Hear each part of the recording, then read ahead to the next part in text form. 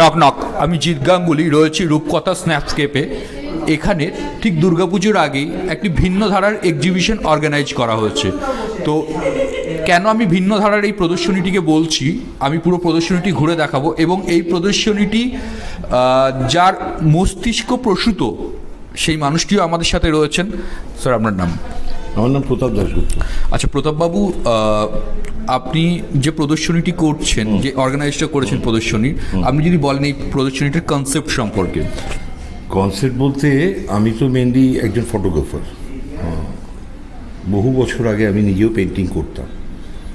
তা ফটোগ্রাফি আর পেন্টিংয়ের সঙ্গে তো রিলেশন রয়েছে, সেটাকে তো কোনোভাবেই আমরা বলতে পারি না।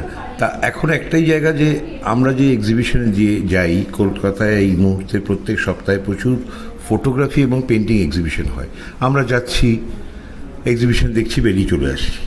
কিন্তু আর্টিস্ট রেকগনিশন, মানে আর্টিস্টকে আমরা কেউ চিনতে পারছি না।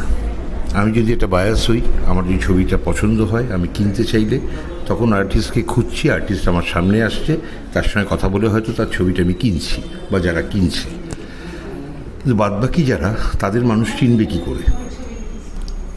সেই জায়গাটা দিয়ে আমি ভাবলাম যে আমি যদি প্রত্যেকের এরকমভাবে ফটোগ্রাফি করি, সেরকমভাবেই করেছি, করে 50% ফটোগ্রাফারের ছবি আছে আর 50% স্পেস রেখেছি আমি পেন্টিং করার জন্য। ওই 50% স্পেসের মধ্যে প্রত্যেকটা আর্টিস্ট বা পেইন্টার সেখানে তাদের ইচ্ছে মতো পেন্টিং করেছে, যে যে মিডিয়ামে কাজ করে। আমি একটা এমন পেপার ইউজ করেছি প্রিন্টে, যাতে আর কি ওয়াটার কালার থেকে আরম্ভ করে চারকোল, যে কোনো মিডিয়াম যেন ঠিকমতো বসে যায়। এরকম আমার টার্গেট ছিল এই প্রথম এক্সিবিশনটা 40 জন। তা 40 জন পারলাম না, সেখানে আমি 30 জনকে পেয়েছি, 31 জনকে পেয়েছি, সরি। তার মধ্যে 3 জন তো লেজেন্ড রয়েছেন। একজন হচ্ছে শ্রী যোগেন চৌধুরী, একজন হচ্ছে সুব্রত গঙ্গোপাধ্যায়, আর একজন হচ্ছে সমীর রাইচ। এই 3 জনকে নিয়ে আরও 28 জন নতুন, খুব ভালো কাজ করে, খুব ভালো শিল্পী, তাদের নিয়ে আমার এই এক্সিবিশনটা চিন্তাভাবনা শুরু করা। আজকে তার ফার্স্ট ডে আর কি। এটা 3 দিন চলবে, 27, 28, 29 রূপকথা স্ন্যাপস্কেপ, এটা পাইকপাড়ার মোড়ে, এখানে এক্সিবিশনটা চলবে। আচ্ছা, তো আমি আরেকটা জিনিস জানতে চাইবো, যে সমস্ত শিল্পীরা এখানে, মোট আমাদের 31 জন শিল্পী অংশগ্রহণ করেছে। আচ্ছা, আর প্রদর্শনীটি 3 দিন ধরে চলছে। আপনারাও আসুন, আমরা পুরো প্রদর্শনীটি ঘুরে দেব এবং যে সমস্ত শিল্পীরা অংশগ্রহণ করেছে আমরা শিল্পীদের সাথেও কথা বলবো। এবং এই ভিন্ন ধারার যে প্রদর্শনীর শুরু হলো, সেটি আপনাদের কেমন লাগলো কমেন্ট বক্সে অবশ্যই জানান। তাহলে প্রতাপবাবুও জানতে পারবেন যে আপনারা সেটাকে কীভাবে নিচ্ছেন এবং সেভাবে উনি আরও এক্সপেরিমেন্ট করতে পারবেন এই বিষয়টি। এক্সপেরিমেন্ট না, আমি চেষ্টা করব, জানি না কতটা পারবো। আমি প্রত্যেক 6 মাস অন্তর অন্তর, কলকাতা শহরে তো পেইন্টারের বা আর্টিস্টদের অভাব নেই, প্রত্যেক 6 মাস অন্তর অন্তর এরকম 30 জন 40 জন ফটোগ্রাফার, এই পেইন্টারদের নিয়ে আমি এরকম একটা করে শো করার চেষ্টা করছি। তপন প্রামাণিক। আচ্ছা তপনবাবু, আপনি যে কাজটি করেছেন একটি ভিন্ন স্টাইলের এই এক্সিবিশন, তো আপনি কাজের মাধ্যম হিসাবে কি ব্যবহার করছেন? এটা কি অ্যাক্রিলিক? এটা বেসিক্যালি হচ্ছে আপনার চাইনিজিং আছে, অ্যাক্রিলিক আর ইঙ্কিট দিয়ে করা। ওকে। আর আপনার যেহেতু দুর্গাপুজোর সামনে রয়েছে, আমি দেখলাম ছবির বিষয় হিসাবে আপনি মা দুর্গাকেও এনেছেন এবং সে অসুর বিনাশ করছে এরকম কিছু চরিত্রকেও এনেছেন। আপনি যদি বলেন আপনার ছবির কনসেপ্ট সম্পর্কে আমাদের। সর্বপ্রথম হচ্ছে জন্ম থেকে বড় হওয়া, তারপর আজকের দিন পর্যন্ত যেভাবে আমরা প্রত্যেকটা দিন, প্রত্যেকটা সময় ভালো মন্দ মিশিয়ে যে লড়াইয়ের মধ্যে থেকে আজকে এই জায়গায় এসে দাঁড়িয়ে আছি, অনেক কিছু আমরা ভালো পেয়েছি, অনেক আঘাতও পেয়েছি, কিন্তু বর্তমান পরিস্থিতির ওপর যে আঘাত যেটা পেয়েছি আমরা শিল্পীরা বা প্রত্যেকটা মানুষ, আমরা ভীষণভাবে মর্মাহত। সেই জন্য নতুন করে এবছর দুর্গাপুজো একটা আনন্দ, যে ভেতর থেকে যেটার জন্য সারা বছর আমরা অপেক্ষা করে থাকি, সেই জায়গাটা কিছুতেই আমরা মন থেকে আনতে পারছি না। দুর্গা শব্দের অর্থটা কী? দুর্গা শব্দের অর্থ হচ্ছে সামাজিক সমস্ত জঘন্য অপরাধকে সরিয়ে দিয়ে নতুন করে একটা স্থাপন করা, যে নতুন ভোরের সূর্যের আলোর যে ছটা, যে দুর্গতি নাশ করে, একদম যে লাইট কালার একটা ক্রোম ইয়েলো, তার মধ্যে যে শক্তিরূপিণী যাকে আমরা আবির্ভাব করছি সে হচ্ছে দুর্গা। সেই দুর্গাকে নিয়ে প্রচুর সিরিজ আমার আছে। তো আমার তরফ থেকে মনে হয়েছে যে নতুন করে কি আমি ছবি আঁকবো। তো আমার ভেতরে যেটা কষ্ট, যেটা এখনও পর্যন্ত যন্ত্রণায় ছটফট করছে, তার সামান্য কিছু হয়তো করেছি, বাকি কাজ আমার প্রচুর আছে। এবং প্রতাপদা এমনভাবে যে জিনিসটা করেছে এটা একদম নতুনত্ব আমার কাছে মনে হয়েছে। তো আমি খুব খুশি এরকম একটা প্রোগ্রামে আমার নিজস্ব কাজ দিতে পেরে। নাম? আমার নাম স্বয়ংশ্রী দত্ত। আচ্ছা, স্বয়ংশ্রী, আপনার যে পেন্টিংটি ডিসপ্লে হচ্ছে এটির মাধ্যম কি রয়েছে? এটা ওয়াটার কালারে করা, water colour on paper. Water colour, এবং কিছু জায়গা আপনি যে ড্রয়িং স্পেসটা ছেড়েছেন সেটা কি পেন্সিল নাকি জাস্ট লাইন ড্রয়িং কালারই করা?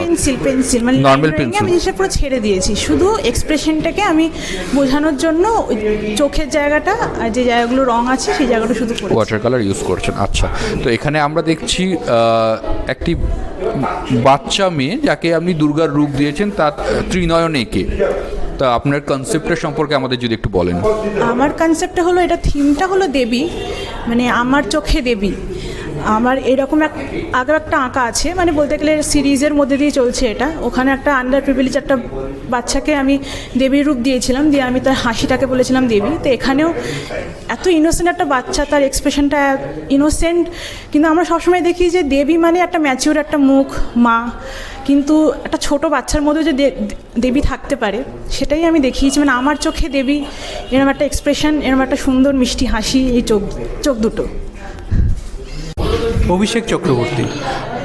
আচ্ছা, অভিষেক বাবু, আপনার যে আমি কাজটা দেখতে পাচ্ছি এটা পেন এন্ড ইঙ্ক, তাই তো? আচ্ছা, পেনে করা এটা, এবং আমরা দেখতে পাচ্ছি একটি পুরনো বাড়ির জানলা, এটা খিড়কি দেওয়া জানলা যেটা, সেটা নিয়ে আপনি কাজ করেছেন। আপনার কাজের যে বিষয়বস্তু হয় সেটা কি এই ধরনের, এই যে আমাদের পুরনো যে আমাদের আর্কিটেকচার সেগুলোকে নিয়ে কি আপনি আমার মানে উদ্দেশ্য এটাই থাকে, পুরনো আমাদের যে সমস্ত আর্কিটেকচারাল যে মানে কি বলবো, এই ধরনের বাড়িগুলো আস্তে আস্তে তো চলে যাচ্ছে, আস্তে আস্তে ভেঙে যাচ্ছে, প্রমোটিং হয়ে যাচ্ছে, কমপ্লেক্স হয়ে যাচ্ছে। এই ধরনের কাজ আর নতুনভাবে তো হচ্ছে না। যারা করছে ইন্টেনশনালি তারা সেভাবে করতে পারে হয়তো, বাট ন্যাচারালি তো আর আসছে না। তো সেই জন্যেই বাড়িগুলোর প্রতি একটা আলাদা আমার মানে টান আছে। অনেক কিছু বলে বাড়িগুলো, অনেক ইতিহাস আছে বাড়ির পেছনে, প্রত্যেকটা জানলা দরজা, প্রত্যেকটা কড়িকাঠ অনেক কিছু বলে। এবং বাড়িগুলোর ফাটল থেকে যে সমস্ত গাছগুলো বেরোয় এবং তার শেকড় বাকড় যেরকমভাবে প্রসারিত হয়, তারও একটা আলাদা ভাষা আছে। তো সেইগুলোকে সেইগুলো আমাকে যথেষ্টভাবে এনকারেজ করে এই ধরনের কাজ করার জন্য। একটা সিরিজ হচ্ছে আমার এর উপর। আচ্ছা, ইচ্ছা আছে ভবিষ্যতে আরও কিছু পুরনো বাড়ির ওপরে কাজ করার। শুধু বাড়ি নয়, যে সমস্ত জিনিস আমাদের দৈনন্দিন জীবন থেকে চলে যাচ্ছে, যে সমস্ত জিনিস আমাদের মধ্যে থেকে হারিয়ে যাচ্ছে, তার উপর কাজ করার ইচ্ছা আছে। আমার নাম দীপশিখা নাথ দে। আচ্ছা, আপনার যে পেন্টিংটা ডিসপ্লে হচ্ছে এটার মাধ্যম অ্যাক্রিলিক। হ্যাঁ। আচ্ছা, অ্যাক্রিলিকে আমরা দেবী দুর্গাকে দেখছি, এবং তার আঁচল মানে যেন স্বর্গের দিকে উঠে যাচ্ছে, এরকম একটা ফ্লো দেখিয়েছেন আপনি। এবং দুর্গা সিম্বল হিসেবে আপনি পদ্মফুলকেও এখানে দেখিয়েছেন। আপনি যদি বলেন আপনার কাজটি সম্পর্কে একটু। কাজটা সম্পর্কে মানে অ্যাকচুয়ালি আমি ভাবছিলাম, মানে যেহেতু সামনে পুজো, মাকে নিয়ে একটা কিছু মনের মধ্যে আসছিল, অনেক কিছু ভাবছিলাম, কিন্তু মায়ের থিমটাই বেশি আসছিল মনের মধ্যে। জাস্ট এটা একটা কল্পনাপ্রসূত বেশ কয়েকটা স্কেচ করলাম, দেখলাম এটাই ভালো লাগছে, ব্যাস, আর কিছু না। প্রেরণা সরকার। আচ্ছা, প্রেরণা, আপনার যে পেন্টিংটা আমরা দেখছি ডিসপ্লে হচ্ছে, এটা তো মিক্স মিডিয়ায় করা। হ্যাঁ।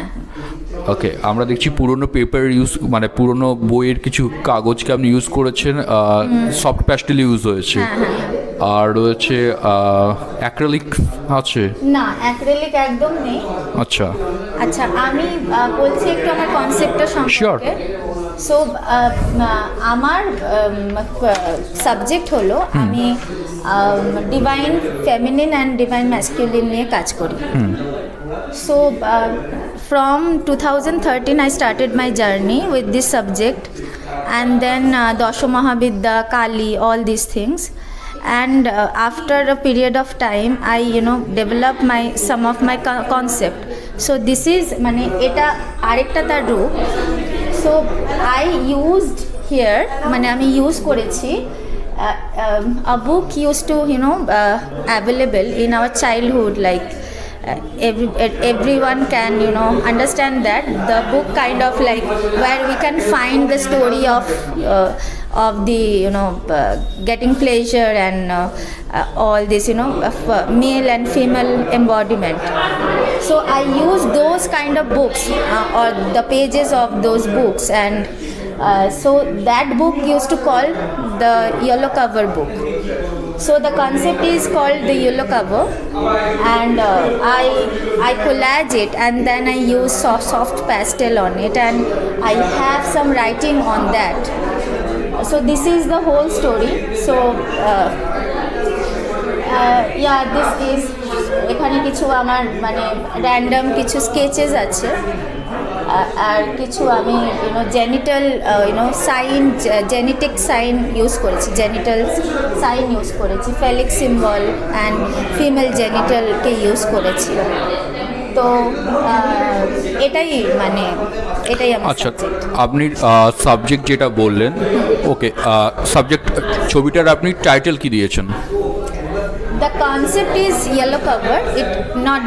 The series hasn't finished yet.